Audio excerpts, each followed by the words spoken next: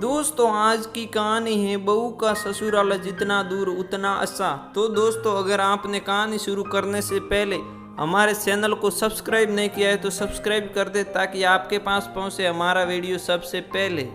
सुमित्रा रचना 25 साल की हो गई है। शादी का क्या ख्याल है? प्रिया की सास ससुर आपस में बातें कर रहे थे। जायदाद सोचने का क्या है कि लड़का खोजो। रचना प्रिया की बड़ी ननद को यहाँ ब्याहे है। रचना की भी ये आसपास से शादी करा देंगी। सास ने कहा क्या बोल रही हो सुमित्रा? रचना की शादी के लिए अच्छा लड़का मिल गया। पता नहीं रचना के लिए मिलता है कि नहीं। वह राजेश बाबू है ना, ग्वालियर में किसी लड़के का रिश्ता बता रही थी। अच्छे खासे घर का लड़का है, डॉक्टर है और एकलौता भी। तुम कहो तो बात आगे करे। क्या प्रिया के ससुर ने कहा ना बाबा ना। कितना दूर है ग्वालियर? आने जाने में ही 15 घंटे लग जाया करते। चाहे कितना भी बड़ा डॉक्टर क्यों ना हो, मैं मेरी बेटी को इतना दूर नहीं भेज सकती।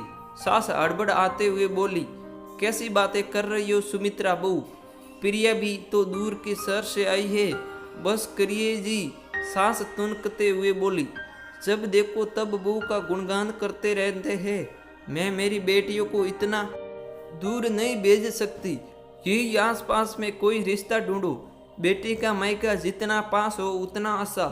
सुख दुख में बेटी आ जा सकती है, हम उसे मिल सकते हैं। और बहू का मायका जितना दूर उतना ही अच्छा, वरना ये बाहें जब देखो तब मायके में ही पड़ी रही।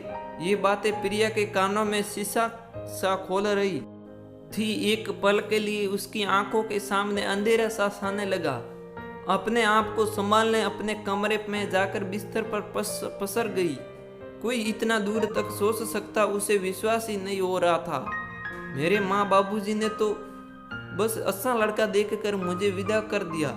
प्रिया के आंखों के सामने शादी के बाद की तपस्या एक सल चित्र सामान लसलने लगी।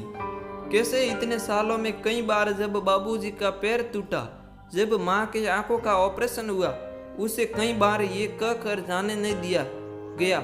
इतनी दूर कैसे जाऊंगी? आदित्य की स्कूल की छुट्टी होगी तभी जाना, और बुढ़ापे में ये सब लगा ही रहता है। इसका मतलब ये तो नहीं जब मन किया बस मायके पहुंच गई।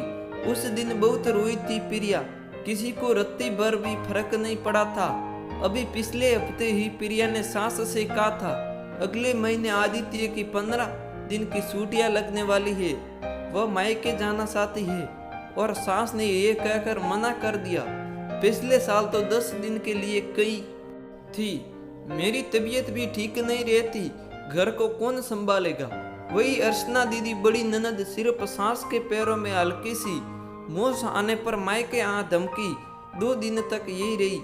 शायद त्योहार का पूजा या कोई बीमार हमेशा से ही चलो। अर्चना लोकल वाली है कह कर आ धमकती। जिस महीने वो ना आती तो सास ससुर उनसे मिला आते। एक तरह से महीने में 3-4 बार बेटी अपने माँ बाप से मिल लेते। लोग इतने शातिर होते पता ही नहीं चलता। अरे प्रिया, ओ प्रिया, अर्चना आई है, पूरे महीने बाद आई है। मेरी बेटी प्रिया की सास ने आवाज लगाई।